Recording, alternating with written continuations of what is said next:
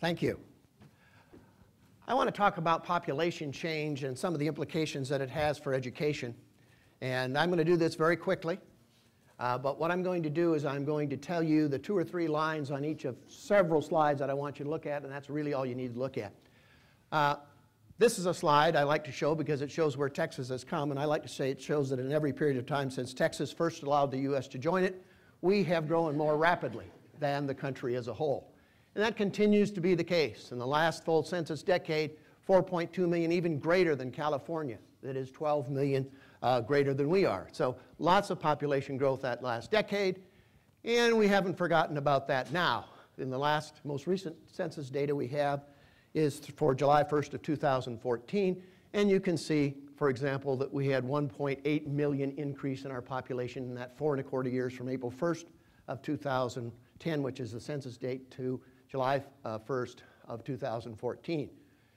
Our growth is substantial as well in subparts. These are metropolitan areas. And what I want to show you here is one simple thing. If you look at New York, for example, LA, there are 20 million people and 13 million people. And here are our 2 largest MSAs. They're 6.5 and 7 million people. But notice that numerically we had larger increases in those 2 MSAs than we had in LA and New York. Larger numerical increases, phenomenal growth. And let me take you to one over here. Now there's a little city that you're sitting in right now called Austin, okay? Austin is phenomenal. The Austin MSA, let me put this into perspective. Of everyone that's here in that MSA, 1 of 8 has come in the last 4¼ years. You take the city, 1 of 7 has come in the last 4¼ years. Phenomenal growth for any place. Well, I'm going to show you a whole set of slides here, but one I want you to see is how much contribution different racial and ethnic groups have shown in terms of our population growth, and we'll take the last full decade to get a better view. So this means, for example, that from 2000 to 2010, non-Hispanic whites accounted for 11%, Hispanics for 65%, African Americans for 12.2%, and Asians and others for about another 12% of our total population growth. That's Texas as a whole. That's the total population. And if you look at the under 18, what you see is there was an absolute numerical decline in the number of non-Hispanic white children in Texas. Offset, as you can see, by about 931,000 increase in the number of Hispanic children. Now, we've seen this for Texas. I want to do very quickly to look at it for some subparts for the U.S. first. U.S., remember what this figure was for Texas? 10.8%. In the U.S., the percent of total growth due to non-Hispanic whites was 8% of the total population. And 55%, not 65% like in our case, but 55% of it was due to the Hispanic population. And if you look at children, look at this. There was a net decline of 4.3 million non-Hispanic white children in the United States from 2000 to 2010, offset by 4.8 million almost increase in the number of Hispanic children. In fact, had it not been for the large increase in the number of Hispanic children, we would have had one of the largest declines in our child population in U.S. history. Now, let's just look at this quickly so we can see this. We'll look at the MSAs. This is Austin, 38, and this is now I've done a little sleight of hand here and moved the Hispanics to be third, 39 for non-Hispanic whites, 45% relatively for Hispanics. Under 18, again, 65% of the growth. And Austin is the most non-Hispanic white of all of our large metropolitan areas. This is Dallas-Fort Worth. Only 14% of the growth was non-Hispanic white. 52% was Hispanic. This is children, absolute decline. Now, this is the metropolitan area. This is not Dallas City. This is the entire metropolitan area. And you can see an increase of about 251,000 Hispanics. About 78% of the total growth was due to the Hispanic population. Houston, 6.8% of the total population was due to non-Hispanic whites, 61% to Hispanics. This is under 18, a decline of almost 49,000 in terms of number of non-Hispanic white children, offset by about 52% of the growth that was due to Hispanics, another 16% due to 6% due to African Americans. This is the San Antonio under 18. Again, an absolute decline in the number of non-Hispanic white children. Well, these population changes wouldn't mean anything if it weren't for the fact that due to a variety of historical, discriminatory, and other reasons, these demographic characteristics are tied to socioeconomic characteristics. They are tied to the resources that people have to buy goods and services in the private sector. They're tied to the resources that people have to pay taxes in the public sector. And as we change our population, if we do not change the socioeconomics that go with our demographics, we will, as we change our population, change the very economy of Texas. Let's look at some of these reasons for this. And I'm going to just look at some very simple things. I want you to note, this is poverty rates. And you'll see the poverty rates for Hispanics and African Americans are 2 to 3 times what they are for non-Hispanic whites. This is in the U.S. as a whole. Incomes are 60 to 75%, but that's also true when you look at Texas, okay? And it shows that we have this relationship that is there, not because people are of a certain racial and ethnic group, but as we can see, because of educational differences. And let's look at one of these educational differences. We're just going to show a couple slides to get at this. I want you to see the percent of Hispanics with less than a high school level of education. Now, this is the last full census. It was 38% for the U.S., and notice all the other figures that are lower, much lower. And in Texas, it was 40%. And I don't want to take the time to go through it. What do you find in terms of those percentages with the less than high school level of education? For Hispanics, in Houston, it's 56%. In Dallas, it's 51%. These are the MSA figures. Let's talk about the future. These numbers are in thousands. This is the U.S. Going to have about 420 million people by 2060. But these are the absolute numerical changes due to each racial and ethnic group. We expect to see about an 18 million decline in the number, as you can see, of non-Hispanic whites over that period of time, and an increase of about 78 million of the 112 million is going to be due to the Hispanics. This is Texas. We project about 55 million. We think this is the most obvious. And I want you to note, if we look down these lines, you can see growth all the way through. But this is what happens to the percentages. By 2010, we were already a majority-minority state. But as you can see, any of these you look at, different projection scenarios, but under all of them, non-Hispanic whites will be no more than a third of the population. We think they'll be around a fifth of the population. On the other hand, the Hispanic population is going to be about 56% of the total population.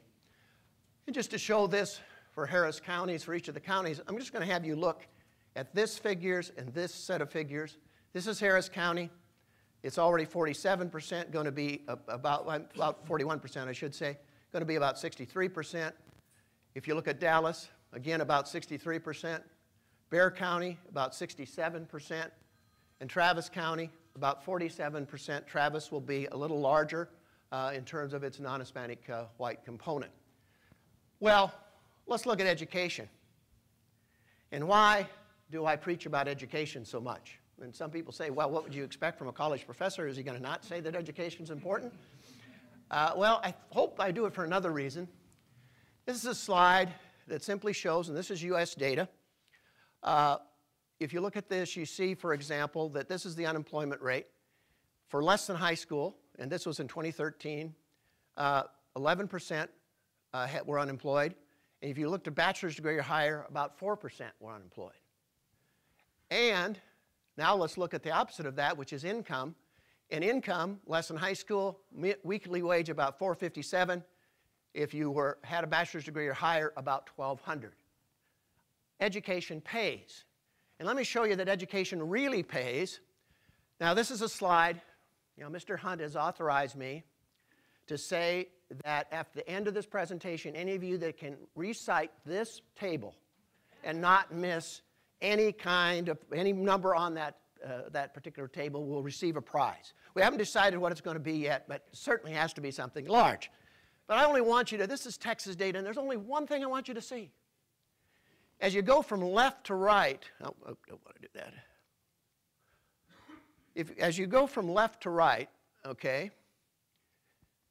in every one of these rows, for any one of the racial and ethnic groups, education pays. It pays for non-Hispanic whites, if you take the total.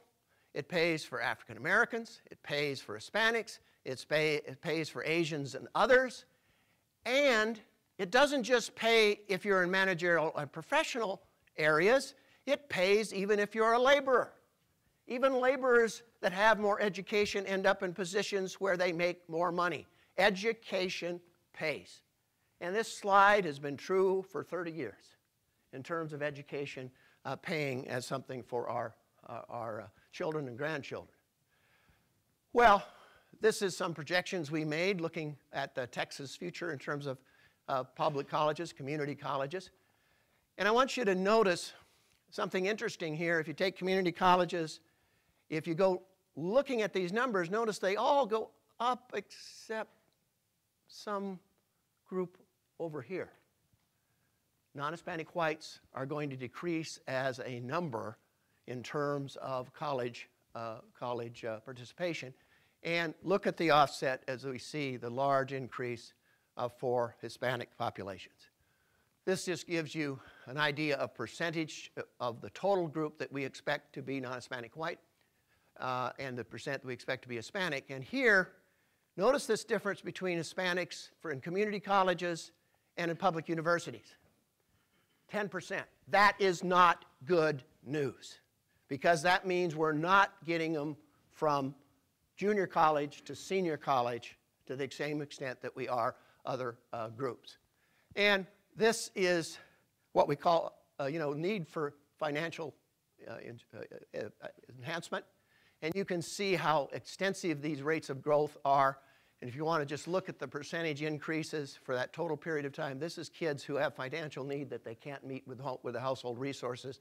Look at the size of these increases for total population. Well, finally, I always like to answer this question: what difference does it make for all of us?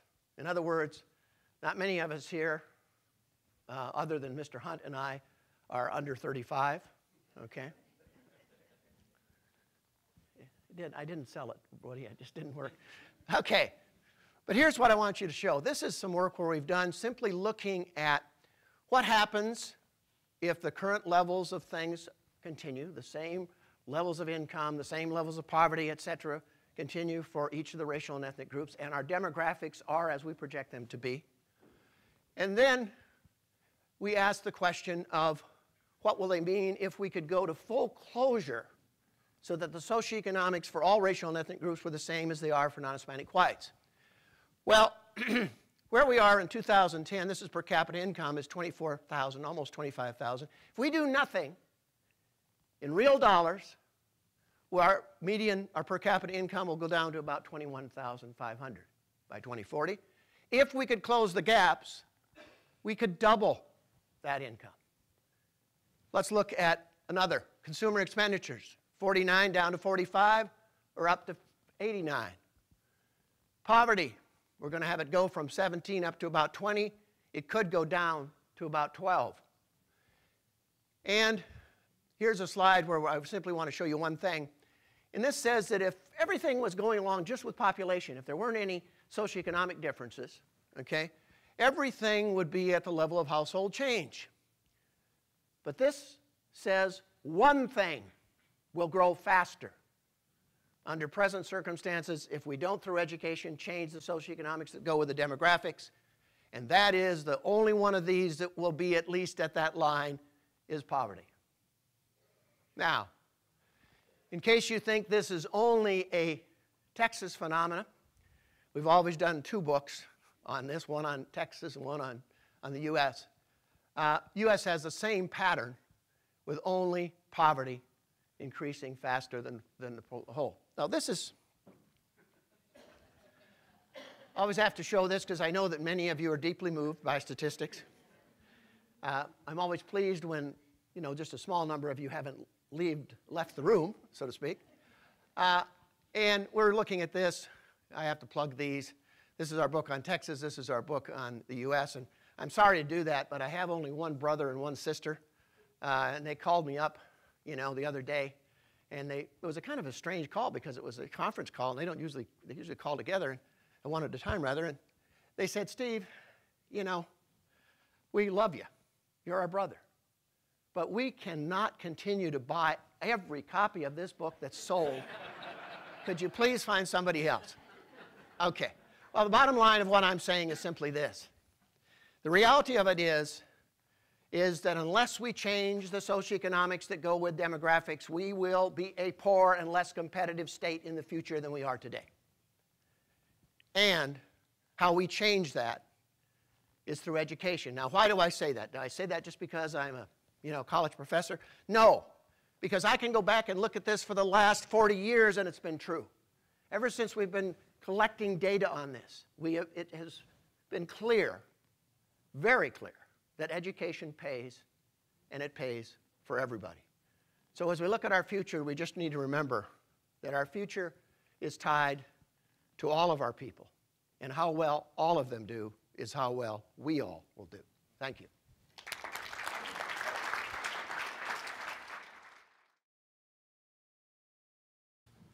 Thank you, Steve. Steve served as a member of the Higher Education Coordinating Board's Strategic Planning Committee, both as a member and as a consultant. And as you'll see today in my presentation, his work is really at the base of most of what we've done. So I want to thank you for your presentation today, and more importantly, thank you for staying the test of time here over a 25-year period of time of trying to elevate the knowledge and database for us to make public policy recommendations. So what I'd like to talk about today is higher education in Texas and the educational competitiveness of the Texas workforce.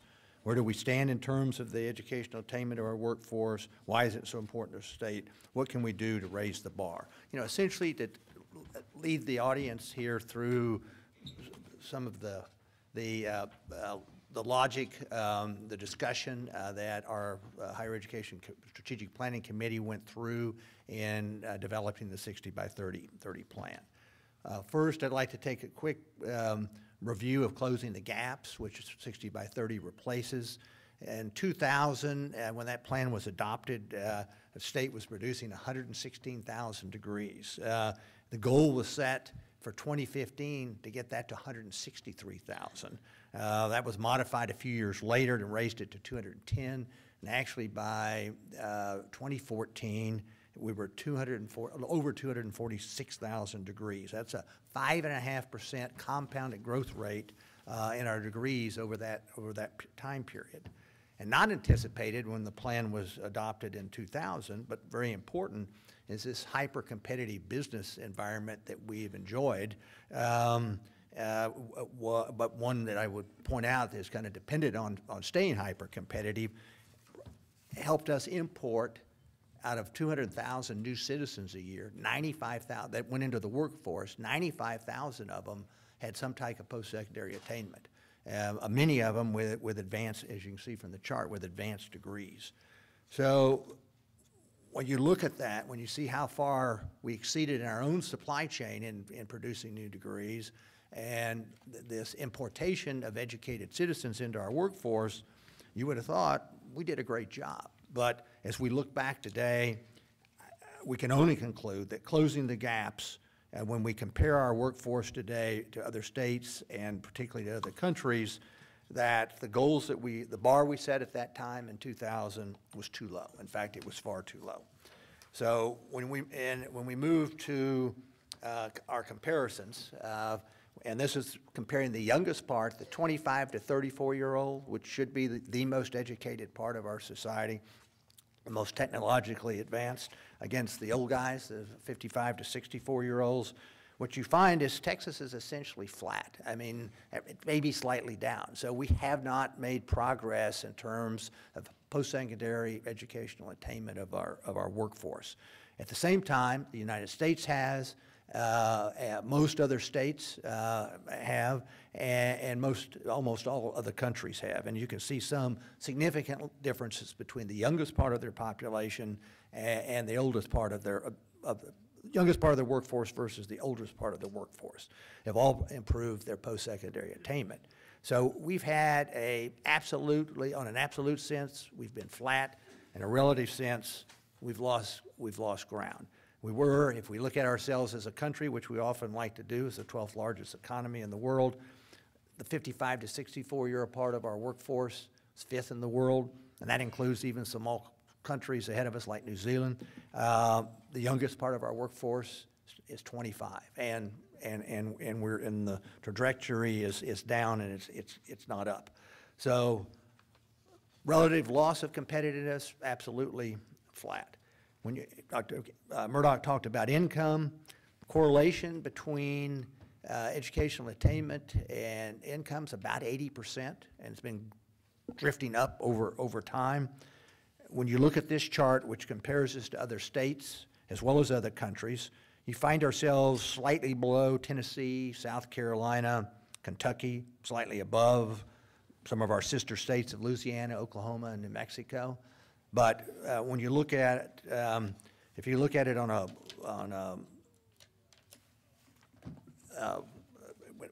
way I look at it is when you look at the gap between, say, Texas and Massachusetts, Minnesota, New York, New Jersey, that are some 20 points higher than us, I don't look at it as educational attainment. I look at it as lost income.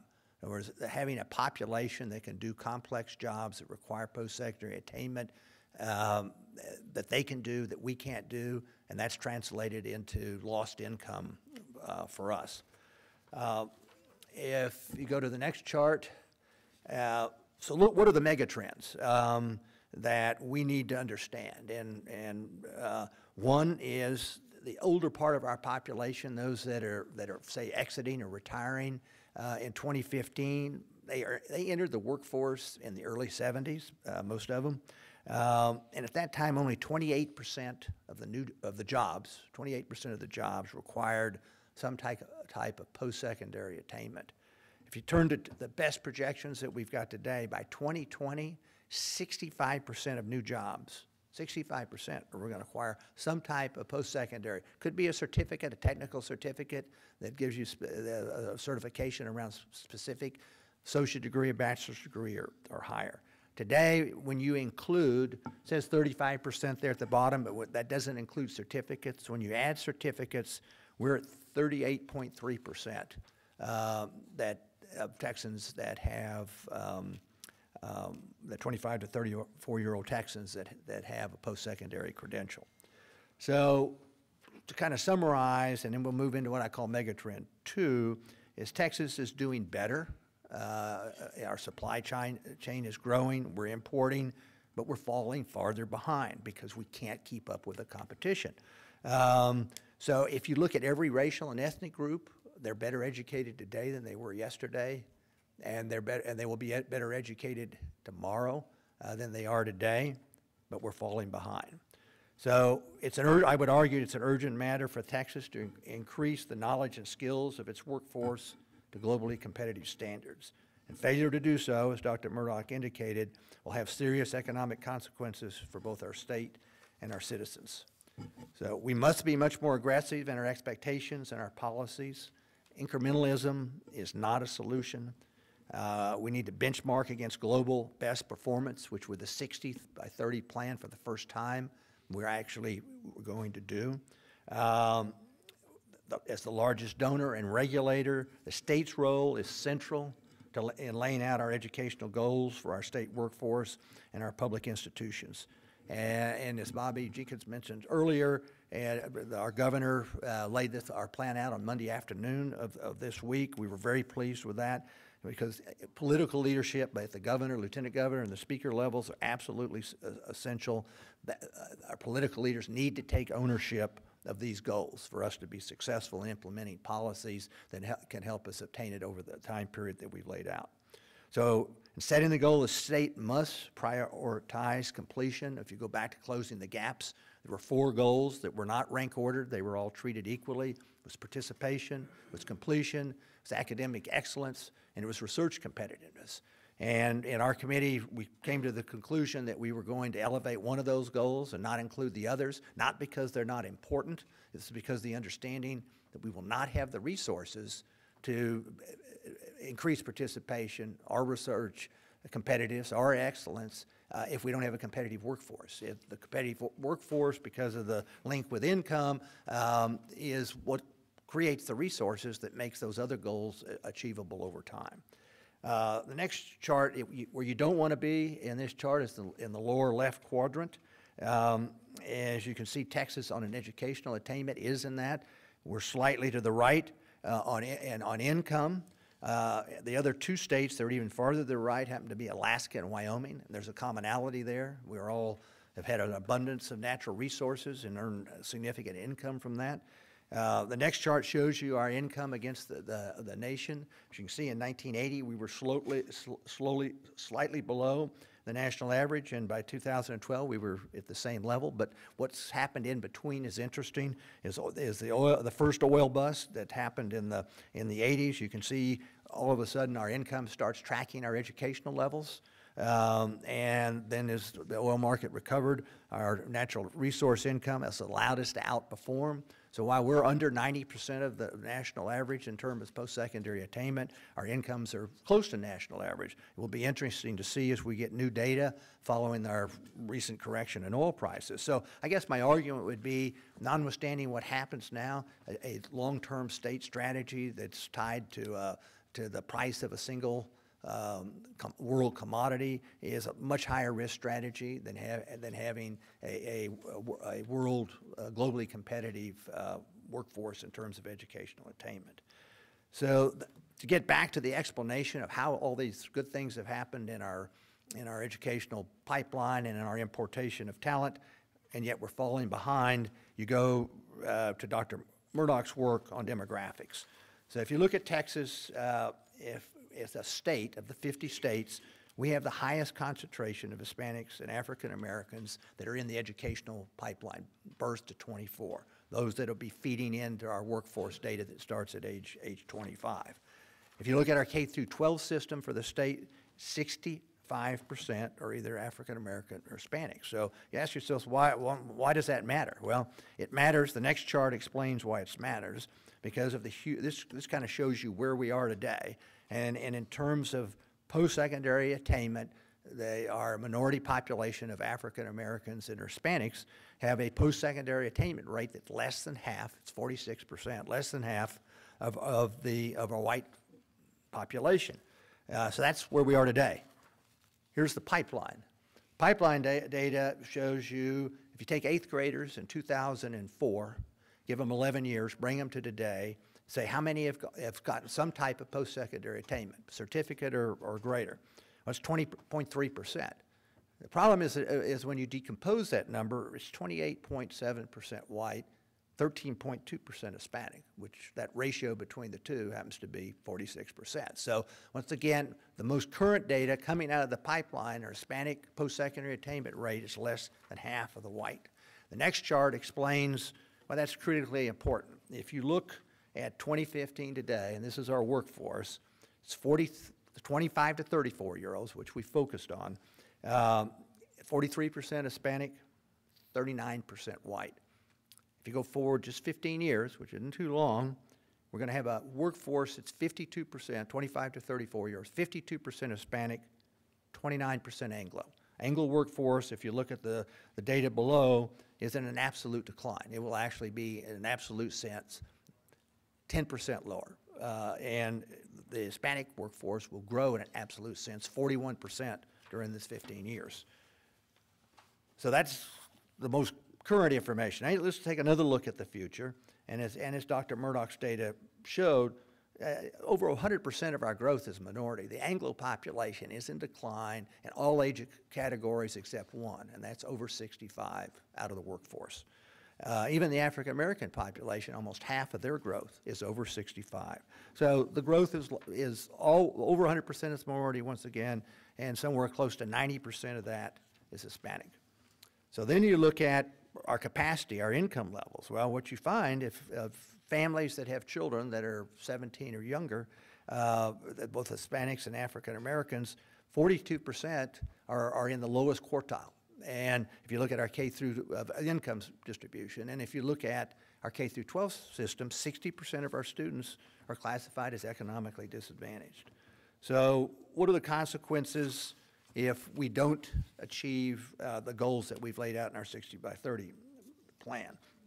And this gets back to Dr. Murdoch's data. We will have a less educated state. In other words, across the board, we will be less educated in the future than we are today. And I'd like to point out that this is not a status quo, this chart. This shows the current trend. In other words, we're reflecting the current improvement. As I said earlier, no matter what ethnic or racial group, they're more educated today than they were yesterday, and they'll be more educated tomorrow than they are today.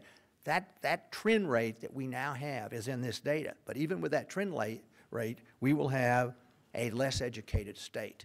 And the reason for that is because of the weighting of our population. Essentially, our demographic change is faster than we're closing the gaps. So we've been in a demographic race, or a race between demographic change, the weighting of our population between different ethnic and racial groups, and how quickly we can close the educational attainment rate between those groups. And we have been, for at least the last 30 years, losing that race, and we're continuing to lose it. The consequences of that on an inflation-adjusted basis is our incomes are going to go lower. And once again, this has got projected in our current improvement rate. Our revenues from state taxes will be lower than they would have otherwise been. Our safety net expenditures are going to be higher. And for those that say, well, we'll get through this somehow, and we really won't have those consequences, and the one thing that makes me as sensitive to this subject and willing to spend as much time on it is to take a look at my hometown of El Paso. If you look at the census data for 1950, and I will admit I was a part of that census as a relatively young child, our income levels were 20%. Our education levels were 20% above the state of Texas. They were higher in Austin, higher in San Antonio, 1950 census. Our income levels were 14% higher than the state. By the 2000 census, our education level was 30% below the state, and our income levels were 30% below as well. So essentially a 50-point decline over a 50-year time period. So if it can happen to a community that's now almost 850,000, I would argue that essentially the state is going through the same demographic change today, maybe at a slower rate, but still with the same trend lines that El Paso went through in the 1950 to 2000. So if you look at the El Paso today, our Anglo population is better educated than the state or the country. Our African-American population is better educated than the state or the country. And our Asian population, which is very small, but it's our highest performing population, is everywhere else. We're slightly below the state and the country. On the Hispanic population, we're 40% better than the state and significantly better than the country. But yet but our weighted average, because we're over 80% Hispanic, when you roll up all those performances, as you can see, our workforce is significantly less educated, a little more than 15% less educated in the state and over 30% less educated in terms of post-secondary attainment than the country, which translates right back into our income levels. So Texas must address challenges to maintain a globally competitive workforce.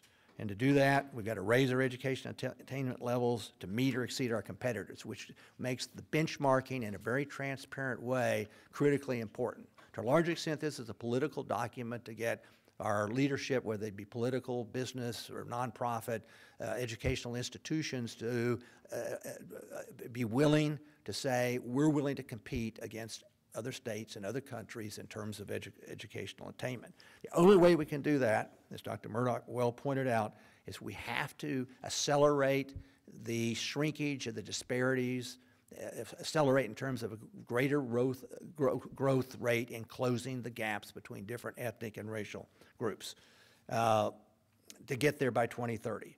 So the 60 by 30 plan is, and I'm not going to repeat that because you're going to hear a lot about that, following me, but it has 4 goals. It's obviously a very workforce, and it wasn't, and that once again, it was focused on that because the resources to solve all of our other issues around education, we have to have a competitive workforce, and we focused on the 25 to 34 year, as Bobby pointed earlier, because that's really, that's the entry into the workforce. That's the indicator for our future competitiveness. That's our, should be, and employers that are making investments to create new jobs are looking for where your technology is. That's where it should be in that part of the workforce. The completion at 550,000 is a supply chain, and right, remember that in 2014 we were 246,000. Compounded growth rate forward is about 4%. When you factor in certificates, it's about a 4% compounded growth rate. Remember, under closing the gaps, we did 5.5. That looks very doable, except when you decompose the numbers, the Hispanic growth rate has to be, in terms of post-secondary attainments, new certificates or degrees, per year has to be 7.5% compounded to get there. That gets back to the accelerating our closing the gaps between different groups. Marketable skills is, there's no purpose of, if we're going to have a competitive workforce, we need to be able to match those degrees with the jobs. Every degree needs to have marketable skills and have a demand, and we will measure that. And student debt, we're at 60% right now. This message here is really to the legislature, because they control both on the financial aid and on through the formula funding to the institutions, they control the funding. So, and with a 60% K through 12 population is economically disadvantaged, and that population, as you might have seen in an earlier chart, only 10% of those actually go on to post-secondary attainment by 2015, those that were 8th graders in 2004. So that's what it'll take, 550,000 degrees, the marketable skills I've touched on, and then our relationship between the funding, once again, a signal hopefully to the state that this is not going to be done without additional investment. Obviously, we think good policies need to lead the way, but additional investment is going to have to be a part of the equation if we're going to be where we need to be in 2030. I guess as a summary, just to remind everyone that 65% of the new jobs are going to require post-secondary attainment. We're at 38.3%. Who you're going to hear from today are many of the same speakers that presented to us as the Strategic Planning Committee. Their work is in the body, some of their work is in the body of our report as far as strategies. And so I'd like to thank you for your attendance today. At least from my perspective, this is the challenge for our state. This will determine essentially what Texas is, in terms of quality of life, largely driven by our income levels, is going to look like in 2030 and beyond. So thank you very much.